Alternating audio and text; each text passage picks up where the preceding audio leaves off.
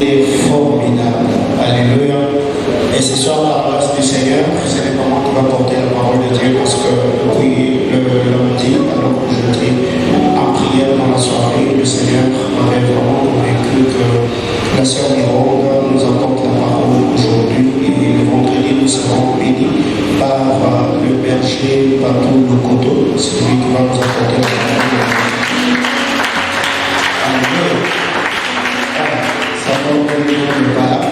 Donc, c'est lui qui va nous prêcher le vendredi cette semaine. Je serai très béni par le ministère de mes fils et de mes filles. Alléluia. Et je crois que le Seigneur nous fera énormément de bien. La personne qui va nous apporter la parole de Dieu ce soir, elle n'est pas présentée toute une fois qu'il a précédé de ses modèles. Nous avons toujours été bénis par le Seigneur. La sœur Miron, c'est parmi vraiment les sœurs de cette église. Je sais qu'elle craint pour le Seigneur, elle est consacrée totalement à Dieu, très profond dans les Écritures. Il a tellement gelé dans sa vie. Comme je l'ai dit la fois passée, j'étais obligé à m'opposer. J'ai dit, maman, en tout cas, il faut que tu arrêtes. Tu vois, c'est jeune. Une semaine après, papa, je suis en prière. Une semaine après, je suis en train de jeûner. Et sa jumelle, elle était chez moi à la maison, elle m'a dit qu'il a encore en prière. Je dis à Seigneur Jésus, ces enfants aiment chercher Dieu. Et je crois, Miron, je suis vraiment fier de toi. Je suis vraiment fier de la femme que tu es, de l'amour que tu as pour l'œuvre de Dieu, ton dévouement, ta manière de faire. Depuis que Miron de mon côté, je n'ai jamais reçu des accusations. Oh, il s'était géré dans les affaires d'autrui, on l'avait vu, il avait dit, il avait fait. Donc je crois que tu peux être femme sans vivre dans le comportage. Tu peux être femme sans t'ingérer dans les affaires d'autrui. Entendant, oh, cette soeur-là avait dit, toi, à peine tu as un mois, 2 mois dans l'église, je sens déjà ton atrocité dans les affaires d'autrui. C'est pas intéressant. Alléluia. Donc c'est la sœur Miron Ngaloula qui va nous apporter la parole de Dieu ce soir. C'est une femme moindre, profonde dans les Écritures, très charismatique. Et je crois que ce soir, le Seigneur parlera à mon cœur. Alléluia. Pendant que la sœur Miron est en train d'avancer, est-ce que nous pouvons fortement acclamer Jésus? On acclame le Seigneur.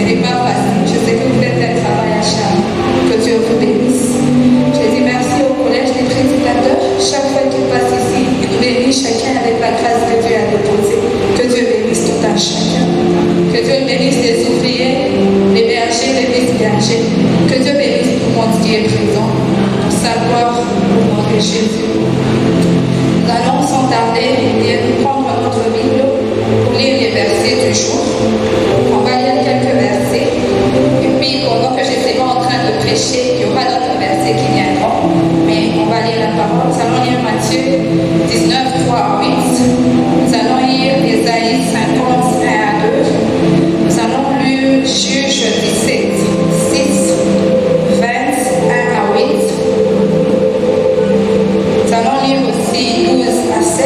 18 à 29, 44 à 46. Je suis désolée, j'aime tellement lire la Bible qu'on va lire avec vous aujourd'hui. Nous sommes dans Matthieu 19. Matthieu 19, 3 à 8. C'est là où a été tiré notre texte de base.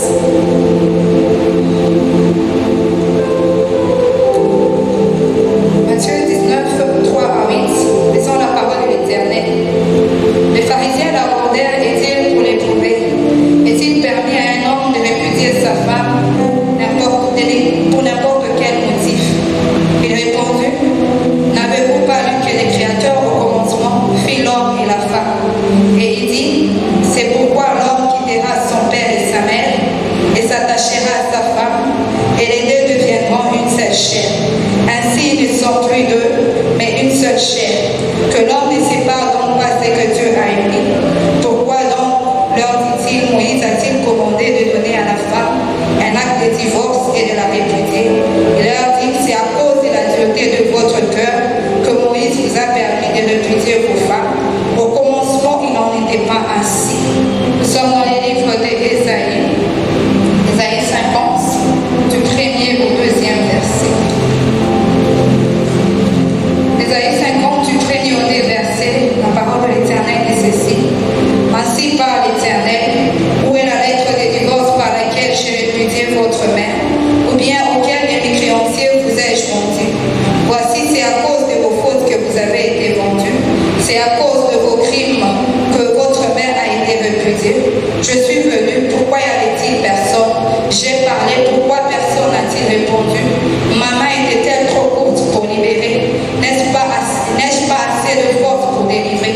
Par ma menace, je déchèche la mer, je réduis les fleuves en désert, leurs poissons se corrompent faute d'eau, et ils périssent de soif. On peut se rasseoir la lecture, comme dans le livre de Juges, il y a beaucoup de séquences. Je préfère qu'on soit assis pour bien digérer la parole. Juge 17, le verset 6.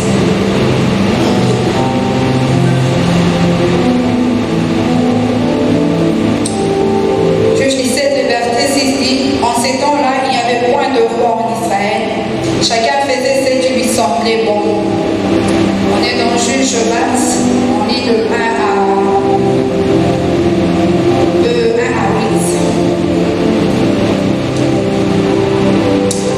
Tous les Israélites depuis Dan jusque vers Chébéa, au pays de Galate, s'est mis en campagne, et la communauté s'assembla comme un seul homme devant l'Éternel à Mispa.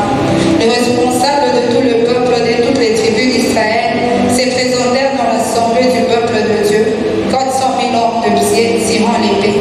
Le fils de Benjamin apprit que les Israélites étaient montés à Mispa. Les Israélites dirent: parlez, comment ces malheurs est-il arrivé? Alors les Lévites, mari de la femme qui avait été assassinée, prit la parole et dit: j'étais arrivé avec ma concubine à Gubéa de Benjamin pour y passer la nuit.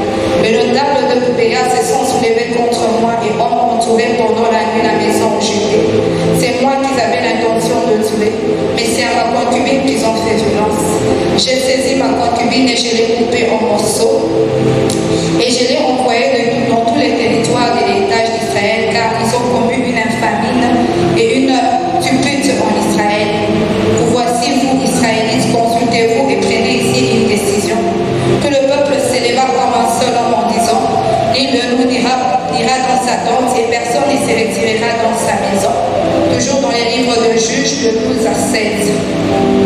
Les tribus d'Israël envoyèrent des hommes dans le clan de Benjamin pour dire: quel est ce malheur qui est arrivé parmi vous? Livrez maintenant le courrier qui sont à Gubéa, afin que nous les fassions mourir et que nous expédions le mal du milieu d'Israël. Mais les Benjamites ne voulurent pas écouter la voix de leurs frères les Israélites. Les fils de Benjamin sortirent de leur ville et s'assemblèrent à Gubéa pour se mettre en campagne contre les Israélites. Le dénombrement que l'on fit en ces jours des fils de Benjamin sortis de ville fit de 26 000 hommes, tirant l'épée sans compter les habitants de Gubéa, dont le dénombrement fit de 700 000 hommes d'élite. Parmi tous ces hommes, il y avait 700 hommes d'élite qui ne se servaient pas de la main droite.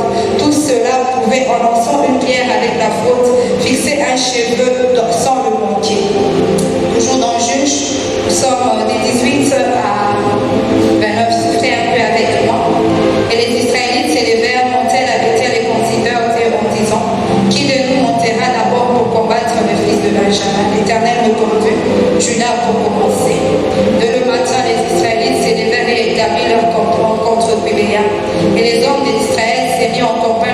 Benjamin et s'érangèrent en bataille contre eux devant Gibéa. Les fils de Benjamin sortirent de Gibéa et bâtirent sur les terrains ce jour-là 22 000 hommes d'Israël. Le peuple, les hommes d'Israël reprirent courage et s'érangèrent de nouveau en bataille à l'endroit où ils étaient placés le premier jour. Et les Israélites montèrent et pleurèrent devant l'Éternel jusqu'au soir. Ils considèrent l'Éternel en disant: dois-je encore chercher le contact avec le fils de Benjamin, mon frère? L'Éternel répondit: monte contre lui. Les fils d'Israël s'avancèrent contre les fils de Benjamin le deuxième jour. En ces jours-là, les Benjamites sortirent de Gibéa à leur rencontre et bâtirent sur les terrains 18 000 hommes des Israélites, tous tirant l'épée. Tous les Israélites et tout le peuple montèrent et firent à Bethel. Ils pleurèrent et restèrent là devant l'Éternel. Ils jeûnèrent en ces jours-là jusqu'au soir. Ils offrirent des holocaustes et des sacrifices de communion devant l'Éternel. Et les Israélites consultèrent l'Éternel. C'est là que s'est trouvé alors l'arche de l'alliance de l'Éternel. Et c'était Sinéa, fils de Éléazar, fils d'Aaron, qui s'était né à cette époque en sa présence. Et il dit: dois-je encore monter? Dois-je encore me mettre en campagne contre le fils de Benjamin, mon frère? Ou dois-je m'en abstenir? L'Éternel répondit: monte, car demain je les livrerai entre vos mains. Alors Israël plaça une embuscade autour de Gibéa. Nous sommes du verset 44 au verset 46. Verset 44 au verset 46, il est écrit: il tomba 18 000 hommes de Benjamin, tout homme vaillant, parmi ceux qui tournèrent le dos pour s'enfuir vers les déserts au rocher de Rimon. On fit périr 5 000 hommes sur le route. On le poursuivit jusqu'à Gudémon et on en tua 2 000. Le total de Benjamites qui tombèrent ces jours-là furent de 25 000 hommes tirant l'épée, tous hommes vaillants. Amen, au nom de Jésus. Notre thème de ce mois ici nous dit: au commencement, il n'en était pas ainsi. Au commencement, il n'en était pas ainsi. On voit les pharisiens venir vers notre Seigneur Jésus. Quand ils venaient, ils sont ni venus avec l'intention d'écouter son enseignement, ni venus avec l'intention de lui dire: maître, explique-nous un peu la parole pour qu'on la comprenne plus. Ni venus avec un problème pour dire: maître, nous avons un problème, encore pour la solution. Ils sont venus avec cette parole pour l'éprouver, pour trouver une faute en lui afin de l'accuser. Quand ils arrivent, ils disent: maître, est-il permis à un homme de répudier sa femme, de donner une lettre de divorce ou de la répudier? Quand le Seigneur regarde, j'aime mon Sauveur, chaque fois qu'il a une occasion de parler, quelles que soient les intentions de la personne, il ne regarde pas aux intentions, il enseigne. Et le Seigneur donne un enseignement, il leur dit: n'avez-vous pas lu ce qui est écrit dans les Écritures? Vous êtes pharisiens, vous êtes auteurs de la parole. Est-ce que les Écritures, vous ne les lisez pas? Au commencement, Dieu créa l'homme et la femme, les a créés, et tous, et les deux forment une seule chair. Il n'est pas question de l'homme et de la femme, il est question d'une seule personne. Alors quand il regarde Jésus après qu'il leur répondu: au commencement, Dieu créa l'homme et la femme, et l'homme quittera son père et sa mère et s'attachera à sa femme, et les deux deviennent une seule chair. Et il regarde, ils lui disent: mais bon, comment est-ce que Moïse nous a donné la permission de donner des lettres de répudiation à nos femmes? Il leur dit: Moïse nous a donné des lettres de répudiation à nos femmes pour pouvoir divorcer. Mais au commencement, il n'en était pas ainsi. C'est de là qu'a été tiré notre thème. Ah, au commencement, il n'en était pas ainsi. Quand Dieu parle du commencement, il n'en était pas ainsi. Je ne veux pas rentrer dans les définitions. Je crois que le thème a été déjà bien aussi. Les termes, les définitions ont déjà été placées. Mais ce que j'ai compris quand Dieu dit: au commencement, il n'en était pas ainsi, c'est que le Seigneur est sur le point de remettre l'horloge comme elle doit être. Je prends le commencement comme une horloge qui est passée. Elle est passée, mais à un certain moment, le Seigneur s'est dit: je dois remettre la cloque là où elle doit être, afin que les choses puissent changer. Alors, le Seigneur Jésus, quand il se tient, il parle aux pharisiens et leur dit: au commencement, il n'était pas ainsi. Au commencement, quand je retourne dans la Bible, le Seigneur a créé Adam, il a créé Ève. Il les a mis dans les jardins d'Éden. Malheureusement, ils ont été tentés, ils ont péché, ils ont succombé. Le Seigneur les a cherchés du jardin, la gloire qui était sur eux est partie. Ils sont partis. Mais le Seigneur avait un plan malgré contre tout. Et le Seigneur, le temps est passé. Adam a eu des descendants et il y a eu un peuple qui est né. Le peuple qui était né, c'était Israël. Israël est né. Et quand je suis dans le livre d'Ésaïe, le Seigneur demande aux Israélites: quelle est la lettre de répudiation que j'ai donnée à votre mère? Quand il parle de la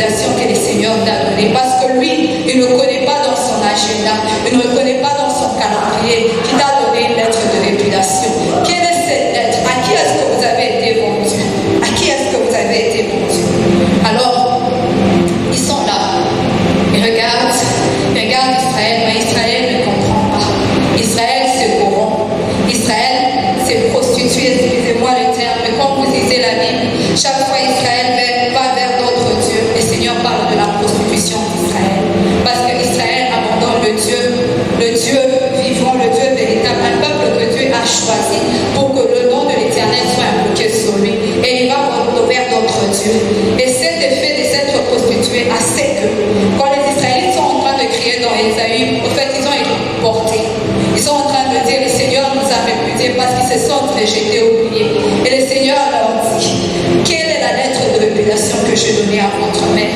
À qui est-ce que je vous ai vendu? Est-ce que ma main est-elle courte pour agir? J'ai appelé, qui était là? C'est moi qui s'élève. Quand je me lève, j'ai déchiré un chemin dans le fleuve et je mets le fleuve à sec. Où est cette lettre de révélation? Quand j'avance un peu plus loin, je vois l'apôtre Paul. L'apôtre Paul maintenant explique un peu plus clairement qu'est-ce qui s'est passé. Quand on est dans le livre de Romains, le Romains 7, de 1 à 6, l'apôtre il dit, à la croix de Golgotha, nous avons été, il dit, quand une femme est mariée à un époux, et si elle va avec un autre mari, elle est adultère. Cette femme devient adultère. Mais si ses maris meurent, cette femme n'est plus liée, c'est une femme libre. Donc, quand Christ se retrouve à la croix de Golgotha, il prend la loi. La loi, c'est à celle que nous avons été vendus. Parce que quand le diable vient, il dit à Ève, le Seigneur vous a-t-il dit vraiment de ne pas manger ces fruits? Le fruit, si vous le mangez, vous aurez la connaissance. Ces fruits étaient l'arbre de la connaissance du bien et du mal. Les fruits de l'arbre de la connaissance du bien et du mal. Elle a pris les fruits parce que cela lui semblait bon, elle a mangé. Donc, à ce que nous avons été vendus à la loi. Parce que quand je vois la loi elle me dit que ce qui est bien et ce qui est mal. Elle ne me donne pas la capacité de vaincre. Elle ne me donne pas la force de passer au-dessus. Et quand l'apôtre Paul arrive dans le livre de Corinthiens, il dit, la loi, la chose à laquelle nous avons été vendus, la chose à laquelle elle a été curieuse, cette loi qui a conduit Ève à désobéir, et cela a amené la désobéissance qui a engendré les péchés. Le péché nous a apporté la mort. Cette loi-là, le Seigneur est venu. À la croix, il a porté la loi en lui. Et il dit, vous êtes morts à la loi, à cette connaissance qui ne vous a pas apporté la vie. Et quand vous êtes morts à la loi, à cette connaissance qui ne vous a pas apporté la vie, le Seigneur Jésus vous a porté. Et vous êtes morts à ces maris-là. Ça veut dire, je ne suis plus en accord avec ces maris de la loi, avec la connaissance du bien et du mal qui m'apporte rien.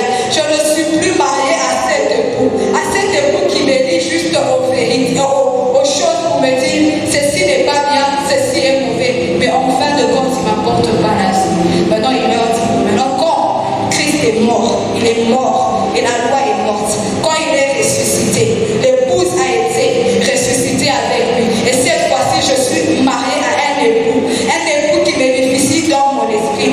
J'ai la capacité de marcher selon l'esprit. Quand j'ai cette capacité en moi, quand je sais que cette chose est mauvaise, j'ai la capacité aussi de vaincre le mal. Je suis en train de mettre le fondement.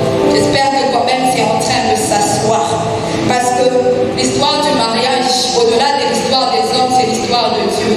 Parce que c'est Dieu qui est à la recherche de son épouse. Il est en train de crier dans les déserts, personne ne répond. Il avance dans les livres d'Ésaïe, personne ne répond. Il crie, mais personne n'est là. Mais il a un plan de rédemption depuis la fondation du monde. Parce qu'il a un Dieu omniscient. Il connaissait toutes choses. Il connaissait que l'homme, quel que soit ce que je lui donne, il ne sera pas satisfait. Il faudrait que j'ai un plan pour lui. Et on dit l'agneau qui a été immolé avant la fondation du monde. Et quand cet agneau vient, elle me purifie, elle purifie l'Église. L'apôtre Paul, dans les livres d'Éphésiens, il est en train de parler, il parle du mariage. Je suis dans Éphésiens 5. Quand l'apôtre Paul parle du mariage, il dit ceci, que la femme soit soumise à son mari, comme l'Église est soumise au Christ. Et après ça, il dit que le mari aime sa femme, comme Christ a aimé l'Église. Quand Christ a aimé l'Église, il a purifié. Quand Christ a aimé l'Église, il a nettoyé. On dit qu'il a purifié avec l'eau et la parole. Ainsi, il dit, ce mystère est grand. Il dit, vous voulez juste parler du mariage, mais il y a un mystère caché au-delà de cela. Le mystère caché au-delà de cela, c'est mon Dieu qui s'est donné et qui est venu purifier cette femme qui a été souillée. Il est venu, il a nettoyé et il présente cette église glorieuse sans tache, ni quoi que ce soit. On peut dire nous de l'église, oh, dans l'église il y a ceci, dans l'église il y a cela. Mais lui, quand il regarde son église, il la voit sans tache, ni rien de semblable. Parce qu'à l'œuvre de la croix de Golgotha, il a tout accompli. Il a tout accompli. On peut dire qu'il y a des bruits à gauche, il y a des bruits à droite. De son trône, ça ne bouge pas. son église, qu'elle est sans tache, ni ride, et qu'il est en train de venir l'apprendre. Il est en train de venir l'apprendre. Au commencement, c'est l'horloge de Dieu. Alors le Seigneur a pris son horloge et a mis à jour. L'horloge a été mise à jour. De la part de Dieu, la chose a été faite. Maintenant, quand il vient nous parler, il dit au commencement, il n'en était pas ainsi. Il nous rappelle que donc, moi, j'ai déjà remis mon horloge comme il faut. Maintenant, c'est à nous de remettre aussi l'horloge comme il faut. La première chose qu'on dit, au commencement, il n'en était pas ainsi. Ce que j'ai compris, c'est que nous devons remettre notre horloge là où elle doit être. Nous, en tant que personne, parce que lui a déjà fait sa part. Nous, en tant qu'Église, nous devons remettre l'horloge là où elle doit être. Quand on est dans les livres de juges, on voit ces Lévites. Avant cela, on dit il n'y avait pas de roi en Israël. Chacun faisait tout ce qui lui semblait bon.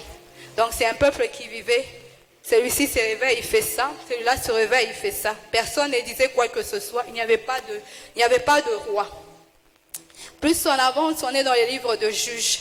Chaque fois que je lisais cette histoire, je me disais, quel est cet homme qui prend sa femme? Il la coupe en 12 pièces et il l'envoie aux enfants d'Israël.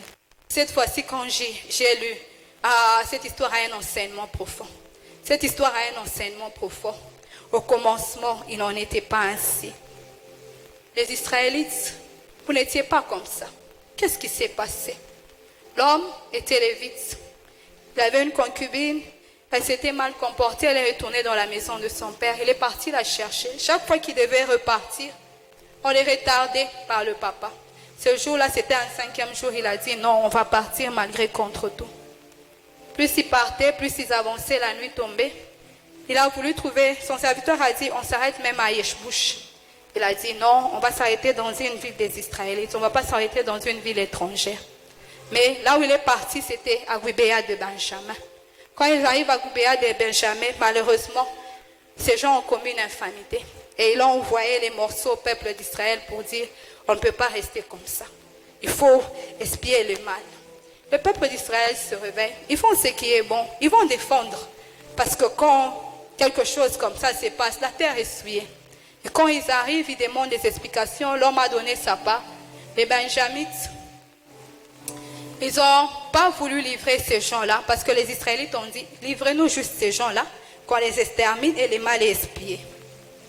Et les Benjamites ne voulaient pas. Ils étaient prêts pour le combat, ils étaient prêts pour affronter. Tu sais, tu fais bien quand tu pries. Tu fais bien quand tu t'engages pour le combat. Mais ce qui est vrai, Dieu est un Dieu des principes. Il n'est pas un Dieu de formule, il est un Dieu de principes. Parce que ces principes restent les mêmes. Les formules, là, je ne sais pas. C'est peut-être autre chose, mais ces principes restent les mêmes. Quand ils arrivent, les Israélites s'élèvent. La première chose, ils font bien, ils sont à Bethel. C'est un endroit où Dieu, il monte et il descend. Les anges de Dieu montent et ils descendent. Mais quand ils vont consulter l'Éternel, ils ne demandent pas autre, ils vont consulter l'Éternel pour lui demander qui va monter en premier contre Benjamin. Le Seigneur leur dit, Judas va monter. Le Seigneur a répondu à leur réponse, parce que c'est ce qu'ils sont allés chercher. Mais malheureusement, quand ils montent, ce jour-là, ils perdent 22 000 personnes sont mortes. 22 000 hommes sont morts. On peut se dire, ces hommes sont des hommes corrects. Ils ont laissé leur époux, leur épouse plutôt, ils ont laissé leur enfant à la maison. Mais comment c'est fait? Ils sont allés défendre une bonne cause. C'est comme toi et moi. On prie. On vient chercher Dieu. On a besoin de voir la différence. Mais ces jours-là, 22 000 personnes tombent. Les fils d'Israël prennent courage. Ils se remettent à la même place. Ils pleurent. Ils se fortifient. Ils se disent demain ça sera mieux. Le lendemain, ils partent. 18 000 meurent. Au total, 38 000 personnes partent. Je me dis, 38 000. Ce n'est pas la blague. Hein? Ce n'est pas 3 000. C'est 38 000 personnes. 38 000 hommes tombent. J'aime maintenant. Parce que les Israélites ont compris. Benjamin n'était que 26 000 personnes. Les Israélites étaient 400 000. Donc la bataille, c'était assurer la victoire. La victoire était assurée, mais ils ont oublié une chose, que la victoire vient de l'Éternel. Ça ne vient pas d'une armée de 400 000, ça ne vient pas d'une armée, ça ne vient pas du nombre de l'armée que tu as. C'est l'Éternel qui t'accorde la victoire. C'est l'Éternel qui te donne la victoire. Cette fois-ci, quand ils se sont assis, je ne sais pas si vous avez remarqué dans les versets 26, je veux le relire. Tous les Israélites et tout le peuple montèrent et firent à Bethel. Ils pleurèrent et restèrent là devant l'Éternel. Ils jeûnèrent ce jour-là jusqu'au soir. Ils offrirent des holocaustes et des sacrifices de communion devant l'Éternel. Je ne sais pas si vous voyez la différence. La première fois, ils ont pleuré. La deuxième fois, ils se sont tenus là devant la face de l'Éternel. Ils ont pleuré, ils ont jeûné. La consécration a repris place. Et au commencement, il n'en était pas ainsi. Regarde ta vie de consécration. Tu veux avoir des victoires, retourne à la consécration. Retourne à cette vie où tu étais consacré à l'Éternel.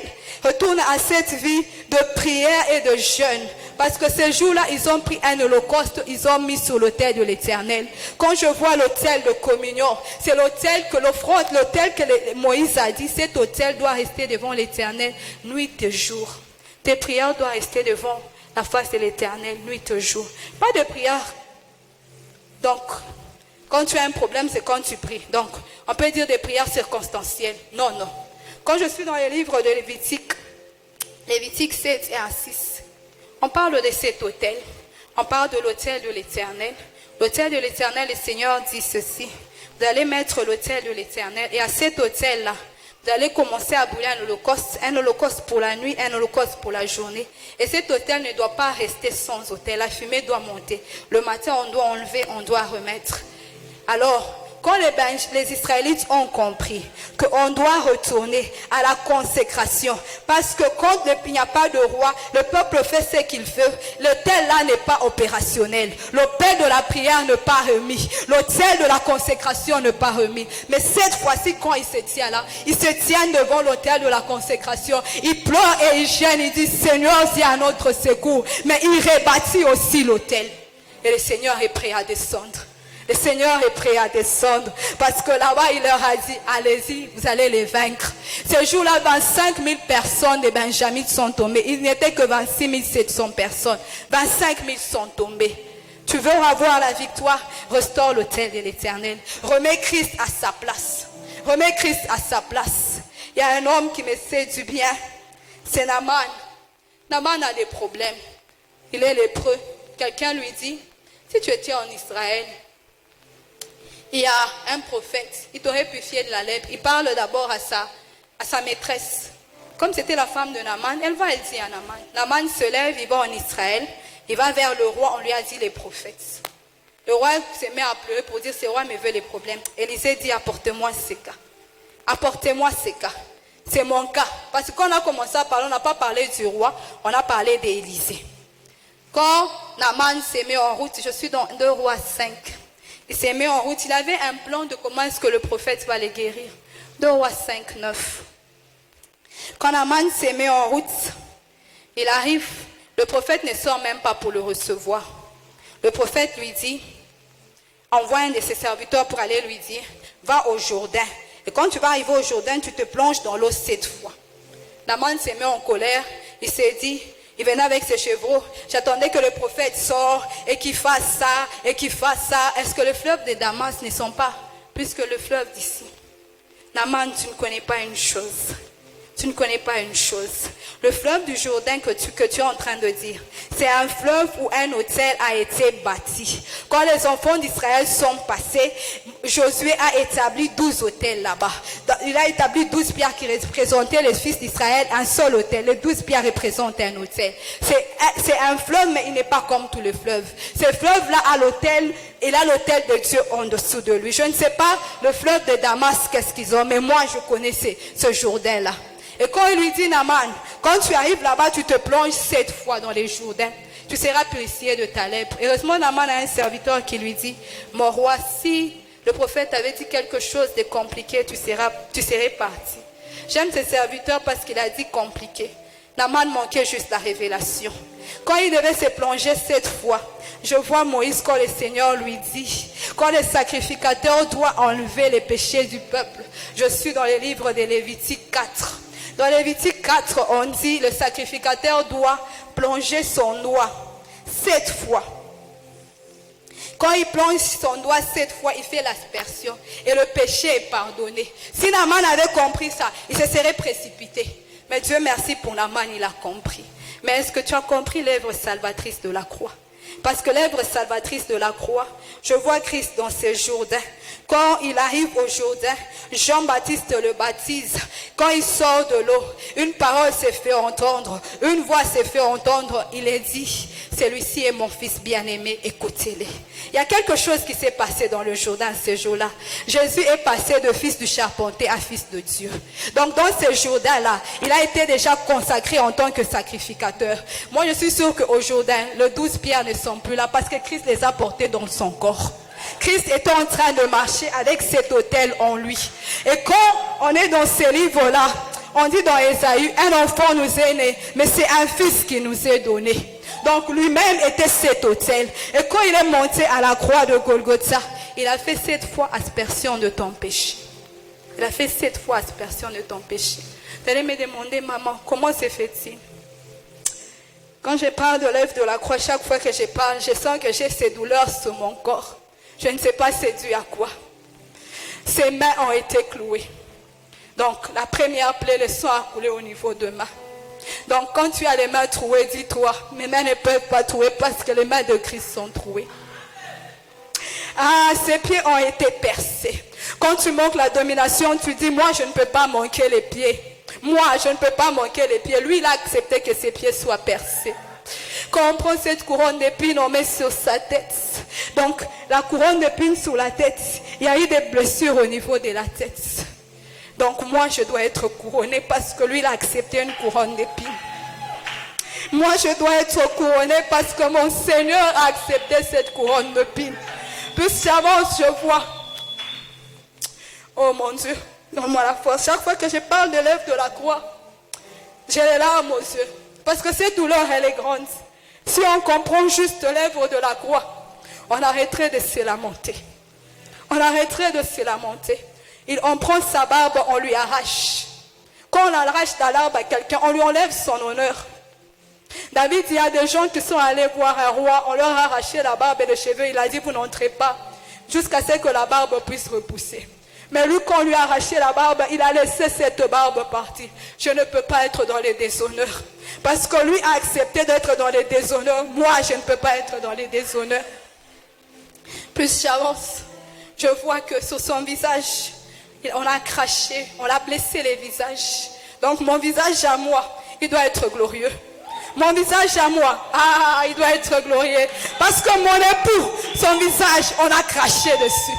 Quand moi je regarde ce visage sur lequel on a craché, je dis le mien, Seigneur, je ne peux pas accepter.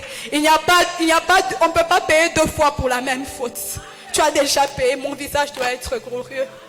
Je crois que je suis à la 40e plaie. La première, la 2e, la 3e, la barbe. Je suis à la 40e, à la 5e, à la 6e, à la 6e. Et une plaie terrible qui a été faite, c'est au niveau de sa côte. Quand on les perce la côte, là, l'église est enfantée parce que tous les points ont été percés. Là, c'est là où elle va être tirée de la côte. L'eau sort. L'eau et le sang, l'eau sort. Là, je suis enfantée. Là, je suis enfantée. Naman, toi, tu vas au Jourdain. Moi, je regarde à l'œuvre de la croix. J'ai dit, cette œuvre de la croix m'a nettoyé 7 fois. Elle a nettoyé toute mon impureté. Elle a enlevé toute mon impureté. Elle a enlevé toute mon impureté. Celui qui comprend cela, tu ne peux pas accepter la maladie. Parce qu'on dit, par ses meurtrissures, nous sommes guéris. Par ses meurtrissures, nous sommes guéris. Maladie, quand tu viens, je te dis, non, mon roi a été percé. Mon roi a accepté. Il a accepté ces plaies-là. Tu t'en vas. Parce que moi, par ces meurtrissures, je suis guéri. Par ces meurtrissures, je suis guéri. Alors arrange juste ton horloge, regarde à Dieu. Regarde à lui, qu'est-ce qui te manque? Qu'est-ce qui te perturbe? Arrange juste ton horloge. Il y a cet homme de David. David était un homme tellement prophétique. Dans le psaume 12, 8, David n'avait pas vu le Christ, mais il dit, la parole de l'Éternel, elle est pure. Elle me purge 7 fois comme l'argent assiné. Cette parole, elle est pure, elle me nettoie 7 fois. Elle me nettoie 7 fois. Quand le Seigneur se retrouve avec les apôtres, il leur dit, vous êtes purifiés à cause de cette parole. Donc chaque fois que tu viens dans le temple, Chaque fois que tu t'exposes à la parole du Seigneur, sache que tu es purifié 7 fois. David est quelqu'un qui était dans l'ancienne alliance, mais il avait déjà cette révélation, que comme moi je suis dans le temple, je suis purifié 7 fois. Alors, quelles que soient les difficultés, je peux sortir ici, il y a une difficulté, il y a quelque chose qui m'arrive, mais je m'expose à la parole de l'Éternel, je suis purifié 7 fois. Vous savez, le monde et ses méthodes, beaucoup de stratégies. Mais ce qui nous purifie, c'est la parole. Il envoya sa parole et la parole les guérit. Comment est-ce que la parole les guérit? Parce que la parole a la capacité de purifier. Oh, quand tu es malade, il faut faire ci. Quand tu es malade, il faut faire ça. Papa, on te ment. Tu vas te fatiguer. C'est Jésus qui purifie.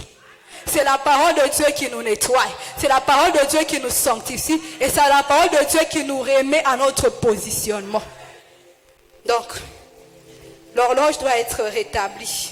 J'ai dit à ces Israélites, j'ai dit, vous pouvez vous faciliter la tâche et éviter que 38 000 personnes puissent mourir. Vous pouvez vous faciliter la tâche. Vous aurez dû demander à Élie. Élie, quand le Seigneur dit, va te présenter devant Akab parce que je vais faire pleuvoir la pluie. Avant d'aller demander la pluie, quand il s'est présenté devant Akab, la première chose qu'Élie a fait, il a rétabli l'autel. Tu veux me dire qu'il y a quelque chose qui ne va pas dans ta vie, je te dirai rétablis l'autel. Tu vas éviter de perdre aussi 3000 choses, 38 000 choses. Tu vas éviter. Tu dis, je prie, je ne vois pas la réponse. Rétablis l'autel. Rétablis l'autel. La parole me dit, rappelle-moi d'où je suis tombé. Quand le Seigneur te rappelle d'où tu es tombé, tu te repens. Les choses changent. S'il me dit, oh, Élie n'était pas là, Gédéon était avant lui. Parce que Gédéon est dans justice. Gédéon, quand on lui dit, tu vas battre Mandiani, il dit, hey, avec quoi je vais les battre? On lui dit, vaillant héros, il dit, ce n'est pas suffisant. Hein? Vaillant héros, ok, mais ce n'est pas suffisant. Il offre l'offrande, mais malgré ça, ce n'est pas suffisant. La nuit, le Seigneur lui dit, abat l'autel de Baal. Gédéon avait peur, il bat ça de nuit avec 10 000 hommes, avec 10 personnes, mais au moins l'autel de Baal est tombé. Et il bâtit l'autel de l'Éternel. Bâtis l'autel de l'Éternel, tu verras les victoires dans ta vie. Bâtis l'autel de l'Éternel, tu verras la différence dans ta vie. Christ a déjà fait sa part. Prends ton horloge, recadre ça. Prends ton horloge, recadre ça. Prends ton horloge, recadre ça. Au commencement, il n'en était pas ainsi. La deuxième chose que je comprends, c'est celle-ci. Au commencement, il n'en était pas ainsi. Quand Dieu parle ainsi, il vient restaurer ton identité. Il vient restaurer ton identité. Il est le Dieu de la restauration de l'identité. L'identité qui t'a été volée, selon lui que tu peux la retrouver. Ah, je vois cet homme tellement zélé pour Dieu, mais zélé du mauvais côté. C'est cet homme de l'apôtre Paul. Il est zélé pour Dieu. Il est zélé pour Dieu et il est zélé du mauvais côté. Il est en train de partir vers la route vers Damas. Plus il avance, Mais ce jour-là, il y avait une rencontre spéciale. Ce jour-là, il avait une rencontre spéciale. Une lumière lui apparaît, l'apôtre Paul tombe. Et quand l'apôtre Paul tombe, il entend une voix qui lui dit, Saoul, Saoul, pourquoi me persécutes-tu? Il lui dit, qui es-tu, Seigneur? Il lui dit, c'est moi, Jésus-Christ de Nazareth, que tu persécutes. J'aime quand quelqu'un rencontre le Seigneur. Parce que quand tu rencontres l'Éternel, quand tu le rencontres, il te donne aussi la mission que tu dois accomplir. Parce qu'il ne s'arrête pas là-bas. Il lui dit maintenant à Saoul la mission qu'il doit accomplir. Il lui dit, tu as les aides, c'est bien. Mais ce que tu fais, tu le fais du mauvais côté. Viens du bon côté et regarde ce que tu vas faire. Il lui dit, tu vas aller prêcher la bonne nouvelle chez les païens, en Israël, chez le roi et chez les païens. Quand Dieu, tu le rencontres, il ne te laisse pas comme ça. Il te donne la mission que tu dois accomplir. Il te dit même les choses quand toi tu te regardes et les choses qui sont en train de te dire, tu te dis, mon Dieu, ça sera comment? Mais lui, il te le dit. Aucune personne ne peut rencontrer le Seigneur sans que l'identité change. L'identité change et les camps changent. L'identité change et les camps changent. On a dit, l'Église manque l'amour. L'Église manque l'amour. Vous savez le problème c'est pas le manque d'amour fraternel. Le problème, c'est qu'ils n'ont jamais rencontré les pères. Parce que la parole de l'Éternel me dit, c'est lui qui n'aime pas son frère. C'est lui qui n'aime pas sa sœur. Et donc, cet homme-là que tu vois, créé à l'image de Dieu et à la ressemblance de Dieu, tu ne l'aimes pas. Mais tu aimes le Dieu invisible qui est dans les ciels. Donc, tu as un souci. Ton problème, c'est que tu n'as jamais rencontré Jésus. Parce que si tu l'as rencontré, tu comprendras que moi, je n'étais que péché. Et tout ce que je suis, c'est l'œuvre de sa grâce. Beaucoup de gens, quand ils viennent vers le Seigneur, ils ne cherchent pas Dieu. Ils cherchent les choses de Dieu. Comment avoir l'argent pour certains? Comment avoir un mariage pour d'autres? Comment avoir un visa pour un autre? Comment avoir un voyage pour un autre? Le problème de l'amour. Retournons. Retournons. On ne peut pas avoir ces slogans, il manque l'amour, il manque l'amour. Non. Regardons d'abord. Retournons d'abord.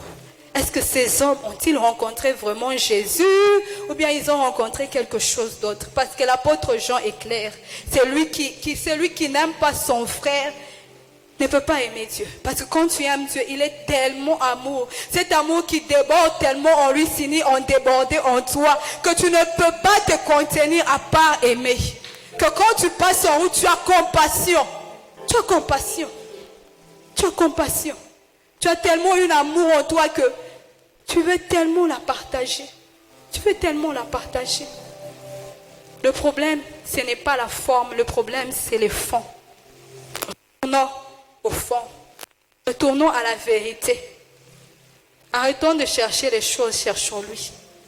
Et les choses viendront. Il n'a pas dit qu'il ne va pas donner les choses. Il a dit, cherchez premièrement le royaume de Dieu. Le reste vous sera donné. Le reste vous sera donné. Dans le livre de Corinthiens, je suis dans le livre de Corinthiens 3, 18. Mais avant d'aller dans le livre de Corinthiens, j'aimerais qu'on lise le livre de Jacques.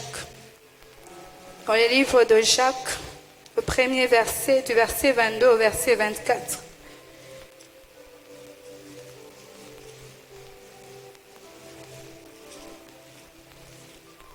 Si on peut lire la parole, celle-ci, j'aimerais qu'on la lise parce qu'elle donne une vérité assez profonde. Jacques 1, 22 à 25, il dit, « Pratiquez la parole et ne l'écoutez pas seulement en vous abusant par de faux raisonnements, car si quelqu'un écoute la parole et ne la pratique pas, il est semblable à un homme qui regarde dans un miroir son visage naturel et puis après s'être regardé, il s'en va oubliant aussitôt comment il était. Mais celui qui a plongé le regard dans la loi parfaite, la loi de la liberté, qui persévère non pas en l'écoutant pour l'oublier, mais en la pratiquant activement, celui-là sera heureux dans son action même. Donc quand je regarde la parole, je dois être transformé à la même image que la parole. Je dois être changé à la même image que la parole. Dans le livre de Psaume, il est écrit, je suis comme une plante plantée près d'un courant d'eau. Ce courant d'eau est la parole et je donne du fruit en ma saison. Je donne du fruit en ma saison. Nous devons être transformés par cette parole. Le Seigneur, quand il parle à Moïse, il lui dit, Moïse, enlève ses chaussures. Quand il le rencontre, ce lieu est un lieu saint. Mais plus le Seigneur marche avec Moïse, on dit que le visage de Moïse rayonnait de gloire, qu'il était obligé de mettre un voile. Plus je marche avec Dieu, je ne peux pas rester le même. Mon visage doit rayonner de gloire parce que le voile a été déchiré. Parce que le voile a été déchiré, mon visage doit rayonner de gloire. On dit nous tous des visages. On est en train de contempler Dieu qui est esprit. Nous sommes transformés à la même image que lui, de gloire en gloire. Alors mon identité à moi, quand je me regarde, je me dis, je suis une créature si merveilleuse. Quel que soit ce que j'ai, quel que soit ce que je n'ai pas, je suis une créature si merveilleuse. Quand je vois les adversités, je dis, je suis la tête et non la queue. Quand je vois la maladie, je dis, je suis guéri et non malade. Quand je vois les difficultés, je dis, du riche qu'il était, il s'est appauvri pour me rendre riche. Alors dis-moi quelle difficulté que tu as. Je te dirai, Christ a la résolution. La parole a la solution. C'est l'antidote à tout. Mais ce n'est pas seulement un antidote. Ça te donne des solutions pratiques. Quand tu vois la mort, tu dis Christ est ressuscité. Christ est ressuscité.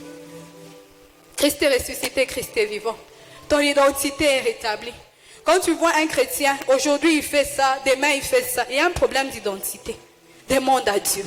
Il a un Dieu qui répond, tu dis Seigneur, tu me vois dans quoi? Quand tu m'as créé, quand tu m'as fait, tu me voyais en train de faire quoi? Le Seigneur est un Dieu qui répond. Le Seigneur est un Dieu qui répond. Et quand il te répond pas seulement, il te donne aussi les marches à suivre. Sois prêt à accepter ces marches. Sois prêt à accepter ces marches. l'église primitive, quand elle a commencé, je suis dans Actes des Apôtres, on dit, ils persévéraient dans l'enseignement, dans la communion fraternelle, dans la fraction du pain, et puis dans les prières. Le problème, c'est qu'on prie beaucoup, mais sans enseignement, sans parole. Vous savez, quand vous faites l'inverse, la communion fraternelle, tu vas la briser, parce que quand tu es en train de prier, le Seigneur viendra te révéler des choses, ça sera compliqué. Ça sera très compliqué. Si le Seigneur commence à te révéler tes ennemis, pour avoir la capacité de les aimer, il faut lire la parole qui dit « aime tes ennemis ». Il faut lire cette parole qui dit « je relève le soleil sur les méchants et les justes ». Et si toi tu aimes seulement le juste, tu n'es pas différent. Parce que moi je lève le soleil et sur les méchants et sur les justes. Donc tu dois aimer, parce qu'il dit ceux qui sont mauvais aiment aussi ceux qui les aiment. Mais si toi tu ne fais que prier, hey, on va te citer les sorciers de chez vous. Tu vas vouloir prendre la hache, aller les tuer. Mais si tu as la parole, tu es sûr de quelque chose. Je suis plus que vainqueur. Je vais me tenir en prière parce que j'ai obtenu la révélation de qui je suis. Lui, il est le roi de rois. Il est le roi de rois. Dans Matthieu, on parle du roi. Matthieu révèle Christ comme un roi. Matthieu relève Christ comme un roi. Et quand on relève Christ comme un roi, on dit, Judas est un jeune lion. Quand il plie ses genoux, qui les fera lever? Pour avoir la domination, il faut savoir plier les genoux. La domination ne vient pas physiquement. La domination, elle est d'abord spirituelle. Mon père a l'habitude de dire, le monde, il est spirituel. N'affronte pas le monde avec les armes physiques, tu vas tomber. Tu ne seras pas le premier, tu vas tomber. On vient de lire 38 000 hommes sont tombés avec la bonne volonté de défendre la bonne cause. Toi, ce que tu défends, on ne sait même pas si c'est bon. Donc, moi, quand je me tiens en prière, je suis comme cette lion-là qui se tient. On dit Judas est un jeune lion. Quand il se tient là, qui le fera lever? Je ne me lève pas quand je n'ai pas encore trouvé une solution. Mais ce que j'aime, c'est que moi, je rougis dans la prière. Mais quand je me lève, je garde le cœur de l'agneau. Quand je me lève, je garde le cœur de l'agneau. J'aime la chronologie que le Nouveau Testament a. Il commence par Matthieu. Rougis comme lion. Mais garde le cœur de l'agneau. Il dit, mon royaume n'est pas comme le royaume de ces mondes. Vous devez servir. Ça veut dire, j'entre dans les livres de Marc. Marc présente Christ comme étant les sacrifices sur l'autel. J'entre dans les livres de Marc. Je sacrifie la chair. Je ne me bats pas avec la chair. J'ai déjà battu spirituellement. Mais dans la chair, maintenant quand j'entre dans l'image du bœuf, je me bats avec les armes de l'esprit, l'amour. Je me bats avec les armes de l'esprit, l'amour. C'est difficile, je marche avec la joie. C'est que les choses que le monde ne peut pas comprendre. Parce que quand le monde est triste, il se lamente. Mais moi, quand je suis triste, en étant chrétien, je garde ma joie, je garde ma paix. Parce que je sais qu'il est au contrôle de ma situation. Plus j'avance, je vois le Seigneur Jésus dans les livres de Luc. J'aime ces livres. Ces livres m'ont fait beaucoup de bien. Quand on est dans les livres de Luc, on voit que les miracles que le Seigneur a accomplis. Luc est rempli des miracles. Luc est rempli des miracles. On parle Jésus a guéri, Jésus a guéri, Jésus a délivré, Jésus a délivré. Ne peut guérir, ne peut que délivrer celui qui a un cœur compassionné. Celui qui a accepté de prendre ce corps de chair pour comprendre qu'est-ce qui se passe dans ce corps. Et quand il passait avec cette compassion, on dit, il guérissait les malades, il avait compassion d'eux. Tu veux opérer dans la guérison, tu as compassion de malades, ou bien tu veux opérer pour que les gens te voient? Tu veux opérer pour que les gens te voient, ou bien parce que c'est lui qui souffre là, qui soit guéri? Parce que c'est ça le but et l'objectif. C'est ça le but et l'objectif. Il y a une époque, j'étais malade. J'étais malade. J'ai prié. J'ai prié. 1 année, rien. 2 ans, rien. 3 ans, rien. À 2 ans, il m'a quand même donné une guérison. Mais malheureusement, je ne l'ai pas gardée puisque je n'avais pas l'enseignement. Et quand la maladie est rentrée, c'était terrible. C'est rentré même pire. 3 ans, rien. 4 ans, rien. Montagne, je monte. Montagne, je descends. 5 ans, rien. 6 ans, j'ai dit, Seigneur, je suis fatiguée. Vous savez, quand vous montez les montagnes, il y a des gens qui ont la révélation, mais la parole guérit. La parole, elle guérit. J'ai dit, Seigneur, je suis fatiguée. Je n'ai plus la force d'aller à l'église. Je lui ai parlé honnêtement. Je n'ai plus la force. Moi, j'aime, parce que moi, quand je parle à Dieu, je lui parle comme mon papa. Je lui dis, papa, je suis fatiguée. J'ai été diagnostiquée d'un cancer à 19 ans. Et j'ai souffert pendant 6 ans. À 19 ans, je me disais, qu'est-ce que j'ai fait pour mériter ça? On m'a donné les comprimés, j'en ai bu. J'étais fatiguée, j'ai arrêté. J'ai dit, ça ne me sert à rien. On est monté des montagnes. Oh, on connaît un tel homme de Dieu, il est puissant. Monter montagne fatigué. J'ai décidé, j'ai dit, je ne fais rien. J'ai dit à Dieu, je suis fatiguée. Et puis lui-même, il est venu, il m'a parlé. J'étais dans la chambre. En ce moment, je me retrouvais à Kinshasa. Il m'a dit, Merci, lève-toi, va à l'église. Ça va aller. Je veux le faire. Je lui ai dit, ah ok, c'est bon. Je me suis levée, j'ai repris la route de l'église. Je ne l'avais pas arrêté, j'allais dimanche. En semaine, si je vais, je pars. Si je ne vais pas, je ne pars pas. Mais la nuit, le matin, je me réveillais, j'ai prié. Parce que c'est dans ma nature. Je ne peux pas m'empêcher de faire ça. J'ai repris la route de l'église. J'avançais, je continuais. J'avançais, je continuais. Je suis sortie de cette rétrogradation qui avait déjà commencé. Et je vous dis, sans beaucoup de trafic, juste la parole, j'allais, je rentrais. Quand j'ai commencé à lire le livre de Luc, le Seigneur guérit. Le Seigneur guérit. Le Seigneur guérit. J'ai dit, cette histoire c'est sérieux. Le Seigneur, tu guéris. Je savais que tu guéris, mais là j'ai lu que tu guéris. Un jour je lisais, j'ai tellement lu Luc. J'ai mis la Bible à côté, j'ai dit, j'ai l'impression que tu guérissais seulement ces gens-là. Moi, tu ne me vois pas. Moi, tu ne me vois pas. Comme ça, je vais sauter cette partie, puisque toi, tu ne me vois pas. Je suis restée pendant 1 heure en train de réfléchir. J'ai dit, tu ne me vois pas. Après 1 heure, le Saint-Esprit est bon, il me dit, lis encore. Je continue à lire. Je vais à l'église, c'était pendant une convention de 30 jours. Moi, j'avais fait 15 parce qu'avant, je n'avais pas la force de commencer. Les gens ont commencé à témoigner. Vous savez, quand quelqu'un passe, il te dit, le Seigneur m'a guéri. Ah, moi, je prenais ça, je disais, Seigneur, tu as guéri, non? J'ai entendu. Ça veut dire pour moi aussi, ça doit venir. Seigneur, tu as guéri. Je ne peux pas oublier cette époque. J'ai lu le livre de Luc et le livre d'Hébreu. Dans Hébreu, on m'a parlé de la foi. Dans Luc, on me parlait de la guérison. Quand une dame est passée, elle a donné son témoignage. C'était exactement le même problème que j'ai traversé. J'ai dit, Seigneur, fais-le aussi pour moi. J'ai vu dans la Bible, mais j'ai vu aussi des gens qui étaient en prière comme moi. Tu les as guéris. Je suis rentrée. Dieu est bon. Dieu est très, très, très bon. Il est venu, il m'a dit, merci, tu pries. Mais j'ai besoin que tu demandes une chose. Demande juste des pardons. Vous savez, quand vous montez les montagnes, vous descendez, on vous parle de tout. C'est que tel a fait, tel a fait. Le problème n'est pas tel, le problème c'est toi et Dieu. Le problème ce n'est pas tel. Oh, s'engage à Ekoufania, on cambo. Papa, tu perds le temps. Le problème c'est toi et Dieu. Il est venu, il m'a dit, ma fille, demande juste le pardon. Je n'ai pas discuté, je commençais à demander le pardon. J'ai dit, Seigneur, purifie-moi. Seigneur, nettoie-moi. Seigneur, purifie-moi. Quel que soit là où j'étais tombée, quel que soit ce que j'avais fait. Cette prière n'avait pas duré longtemps. Il m'a donné cette prière pendant 1 semaine. J'ai prié, j'ai lu la Bible, j'ai lu tous les versets qui concernaient les pardons.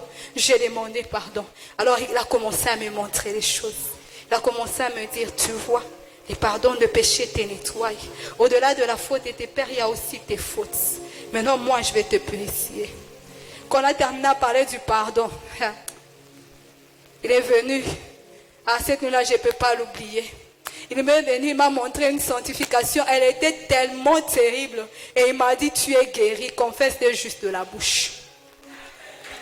Il m'a dit, tu es guéri, confesse-le juste de la bouche. Je me suis vue, j'étais comme ici à Lubumbashi, il y avait un couloir. Il y avait un homme de Dieu qui s'était né d'ici jusqu'au milieu, un peu vers la fin, il passait. Et je me suis vue, j'avais ma Bible à la main. Et puis cet homme passait. Mais quand cet homme passait, on dirait que nous tous, on reconnaissait nos fautes. Et chacun retournait là où il devait être. Chacun retournait là où il devait être. Et puis, je devais aller fermer la porte. Quand je suis arrivée, j'ai vu cet homme. Ah, il avait un corps glorieux, un corps de feu. J'ai essayé de percer pour regarder le corps, je n'ai vu que le feu. Il m'a parlé en langue, mais tout ce que j'ai entendu, en ce moment-là, je ne parlais même pas en langue. Tout ce que j'ai entendu, c'est « Tu es guéri, confesse-le de ta bouche ». C'était dimanche. Je me suis levée, je suis allée au culte. Je suis arrivée au culte. Après le culte, je suis partie. À la ville de Kinshasa m'ont connu. Je disais dans toutes les rues, je suis guérie. Je suis guérie. Dans toutes les rues là où je passais, moi j'ai prononcé que j'étais guérie. Je m'en foutais que tu me regardes. Que tu ne me regardes pas, je m'en fous. Ça fait 6 ans. Lui il m'a dit je suis guérie. Je confessais, je suis guérie. C'était dimanche. Je me retrouve jeudi. C'était chez les mamans, il y avait une rencontre. Il y a une dame qui a bien prêché. Il y a des prédications que tu n'oublies pas. Elle avait parlé sur Bartimée, qui a pris son manteau, qui l'a ôté pour aller vers le Christ. Et puis elle nous a conduits en prière. J'étais en train de prier. Seigneur, Seigneur, aie pitié de moi. Seigneur, Seigneur, aie pitié de moi comme Bartimée.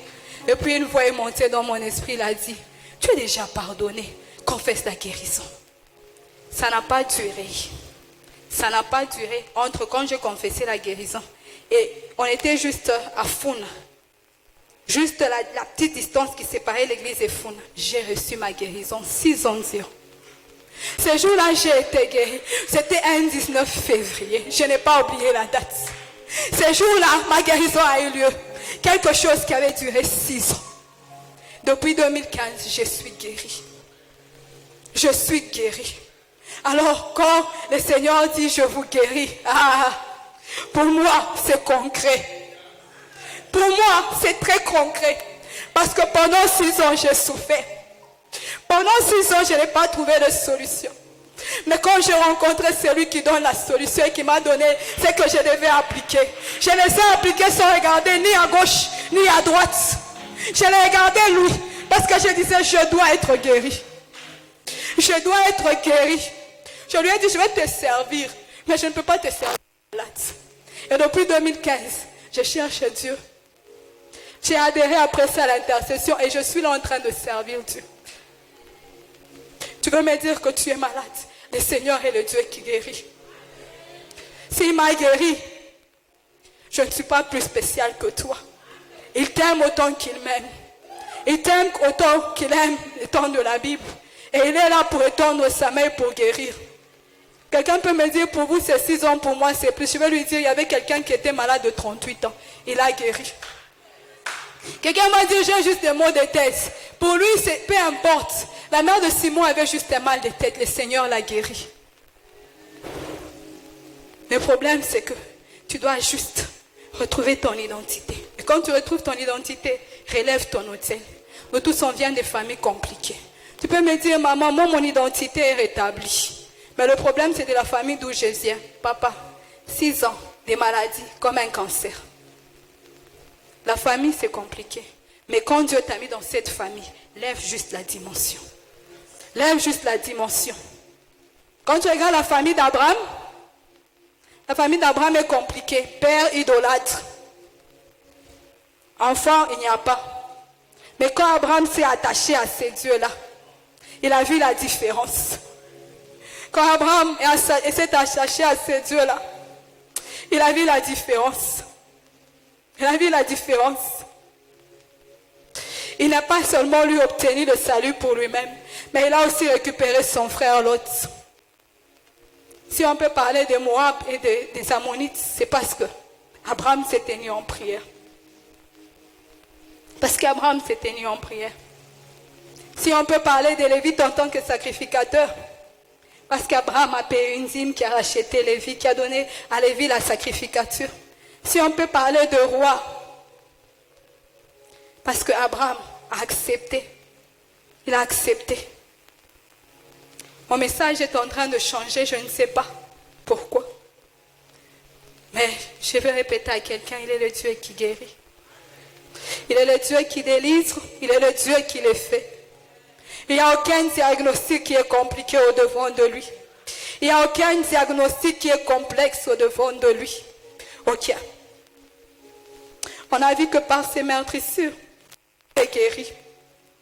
Par ses meurtrissures, aïe, j'aime ce que je sens. J'avais préparé un autre enseignement. Un autre. Mon témoignage par rapport à ma maladie, je ne l'avais pas préparé. Il m'a surpris d'ici. Je ne sais pas qu'est-ce qu'il veut faire dans ta vie. Je ne sais pas pourquoi est-ce qu'il est en train de changer mon message. Pourquoi est-ce qu'il me laisse sur ce point-là? Il est le Dieu qui guérit. Il est le Dieu qui restaure ton identité. Il est le Dieu qui te rétablit. Il est le Dieu qui te rétablit. Il est le Dieu qui te guérit. Il est le Dieu qui te fait du bien. Il est le Dieu qui ôte la maladie. Pendant que j'ai préparé cet enseignement, vers 4 heures du matin, j'étais en train de prier. Je me suis retrouvée à 7 heures. Il m'a montré l'image d'une dame. Je ne sais pas si elle est dans la salle ou pas. Il m'a montré l'image d'une dame. Tu as des menaces de cancer des seins. Je ne sais pas. J'ai dit ce que j'ai vu. Puisqu'il m'a montré l'image d'une dame qui a les menaces de cancer des seins. Je ne sais pas si tu es là. Si tu es là, je te demanderai juste de bouger la main. Tu as été diagnostiqué. Ou tu as des menaces de cancer des seins.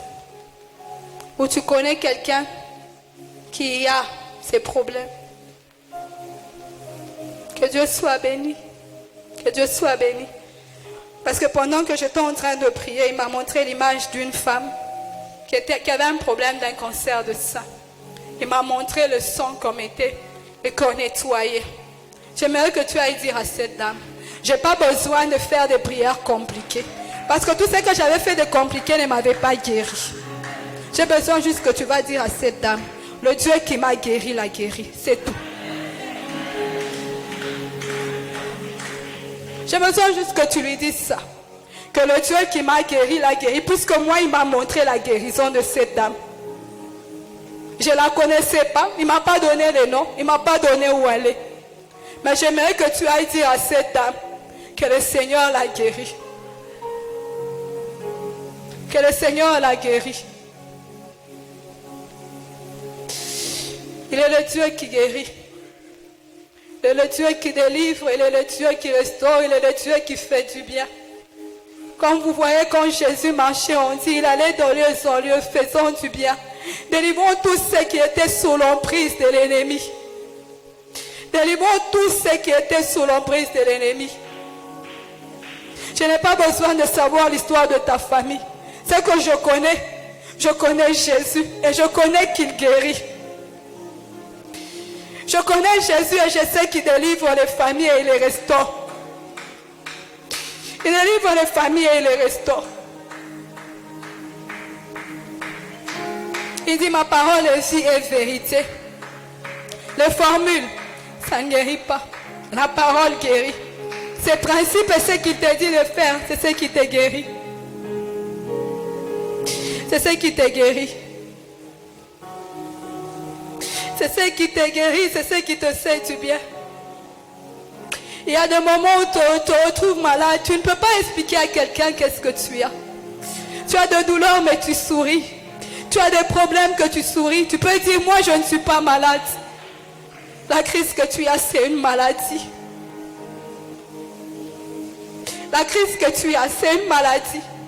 Peut-être toi tu n'es pas malade. Il y a quelqu'un de ta famille qui est malade. Peut-être que pour toi tout va bien. Mais peut-être dans ton entourage, il y a un malade. Peut-être dans ton entourage, il y a un malade. Il est le Dieu de grâce. Il est le Dieu qui pardonne nos iniquités. Il est le Dieu qui nous nettoie. Il est le Dieu qui nous sort ici. Il est le Dieu qui nous paie ici. Ah, il est le Samukatiampe. Il est l'ancien de jour. Il n'a pas changé. Il reste le même hier, aujourd'hui, éternellement. Il est le Dieu qui guérit. Il est le Dieu qui délivre. Il est le Dieu qui restaure. Il est le Dieu qui restaure. À qui notre irions-nous, Père? C'est toi qui as les paroles d'aussi et d'aussi. Oh, même mon orage là où elle doit être. Restaure ma fille, abraça nervosendo. Ivara kamando robosi akondo. Ramakum karibaso nerebaso. Ivika ikana rawoka robosi ando. Il est le Dieu qui répond. Il est le Dieu qui répond, il est le Dieu qui guérit. Il est le Dieu qui essuie les larmes qui ont longtemps coulé. Là où il n'y avait pas de solution, il en donne. Ah, Seigneur, tu es bon. Mon Dieu, tu es bon. J'ai dit, je proclamerai ta fidélité. Au milieu de l'assemblée de saints, je dirai, je témoignerai de ce que tu as fait. Je dirai, il m'a guéri. Il guérit encore aujourd'hui. Il restaure encore aujourd'hui. Il délivre encore aujourd'hui. Il a fait, il a fait. Et sa guérison elle est totale. Sa guérison elle est globale. Il est le Dieu qui guérit. Il est le Dieu qui guérit. Il est le Dieu qui guérit. Par ses mains dessus, je suis guéri. Au travers de lui, je suis guéri. Au travers de lui, je suis guéri. Ah, Jésus, personne ne l'a fait. Personne n'avait vu ma douleur.